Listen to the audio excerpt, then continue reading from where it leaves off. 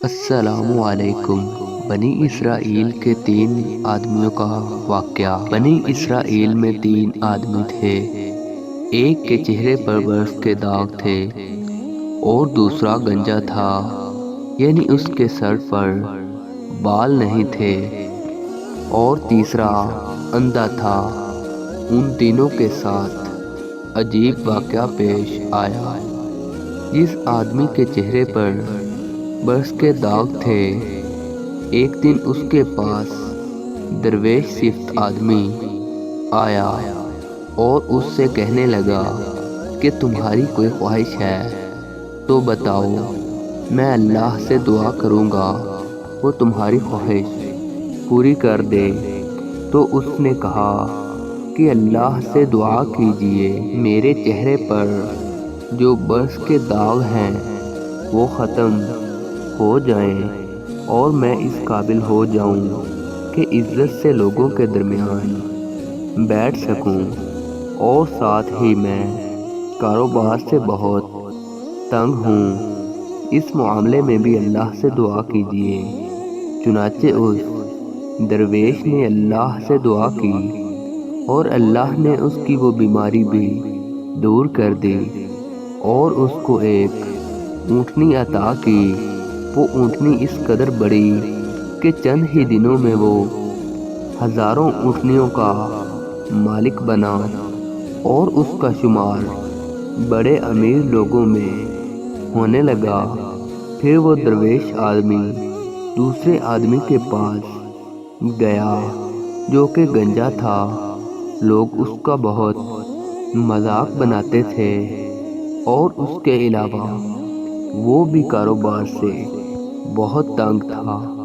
اس درویش نے اس سے بھی یہی سوالات کیے کہ تم اپنی کوئی خواہش بتاؤ جس کے بارے میں اللہ سے دعا کروں اور وہ تمہاری خواہش پوری کر دے۔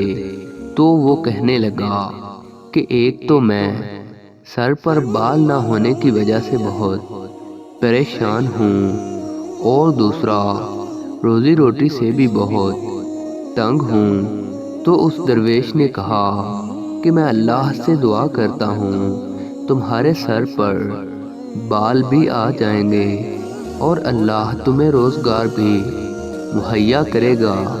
چنانچہ اس کو اللہ نے بال بھی عطا کر دیے اور اس کو ایک گائے عطا کی۔ وہ بھی اس قدر بڑھی کہ دیکھتے ہی دیکھتے وہ ہزاروں گائیوں کا مالک بنا، اور اس کا شمار بھی امیر لوگوں میں ہونے لگا۔ اس کے بعد وہ درویش تیسرے آدمی کے پاس گیا جو کہ اندھا تھا، اور اس سے پوچھا کہ تمہارا کیا حال ہے؟ تو وہ کہنے لگا کہ میں آنکھوں سے نابینا ہوں، مجھے تو کچھ نظر تک نہیں آتا، ہر وقت ٹھوکریں کھاتا پھرتا ہوں، میرے لیے دعا کیجئے کہ اللہ مجھے بینائی عطا فرما دے۔ چنانچہ اس درویش نے اس کے لیے بھی دعا کر دی، اور اس کو اللہ نے آنکھیں عطا کی، اور ساتھ ساتھ ایک بکری بھی عطا کر دی۔ وہ بکری بھی بڑھتی رہی، اور کچھ ہی دنوں میں وہ ہزاروں بکریوں کا مالک بن گیا۔ پھر ان تینوں کا امتحان شروع ہوا۔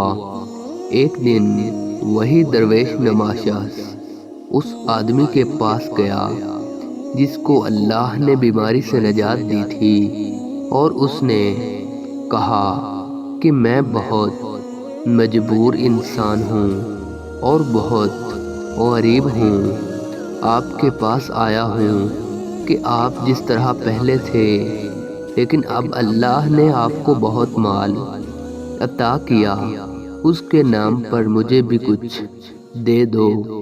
یہ سن کر اس کو غصہ آ گیا، اور وہ کہنے لگا کہ یہ تم کیسی احمقانہ باتیں کر رہے ہو؟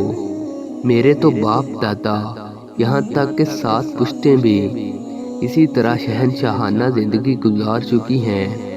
میں تو منہ میں سونے کا چمچ لیے پیدا ہوا اور تم نے یہ بات کر کے میری بے عزتی کر دی ہے۔ تو وہ فقیر کہنے لگا کہ جا، اللہ تجھے اسی حالت میں لوٹا دے۔ وہ شخص دوبارہ سے کنگال ہو گیا۔ اس کے بعد وہ فقیر نما شخص اس کے پاس گیا جس کو اللہ نے گائے عطا کی تھی، اور اس سے بھی یہی کہا کہ میں بہت مجبور ہوں، میری مدد کیجیے۔ ایک وقت تھا جب آپ کے پاس بھی کچھ نہیں تھا، آپ کو اللہ نے عطا کیا ہے، تو مجھے بھی اس اللہ کے نام پر کچھ دیجیے۔ تو وہ بھی غصے میں آیا اور کہنے لگا کہ میں تو خاندانی امیر انسان ہوں۔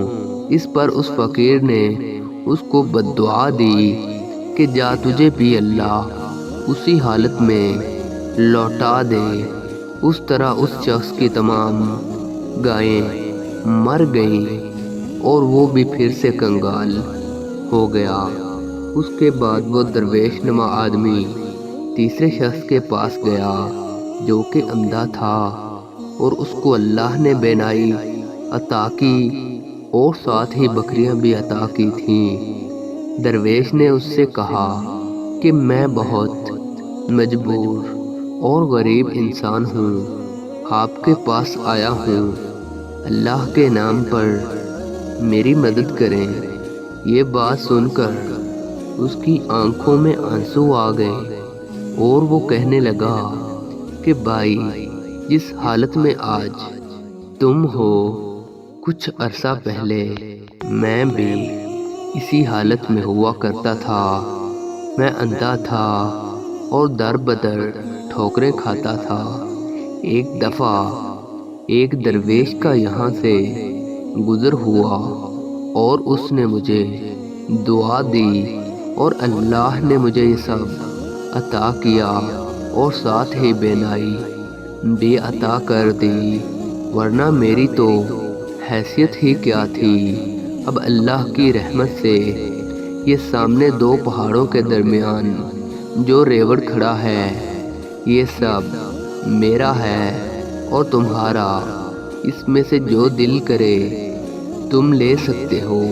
یہ سب اسی رب کا دیا ہوا مال ہے جس کے نام پر تم مجھ سے مانگ رہے ہو۔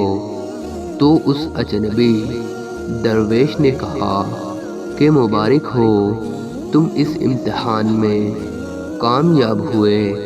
میں تو اللہ کا فرشتہ ہوں، مجھے تو اللہ نے تم 3 لوگوں کا امتحان لینے کے لیے بھیجا تھا، جس میں دوسرے 2 ناکام اور تم کامیاب ہوئے۔ جا، اللہ تیرے مال میں برکت دے۔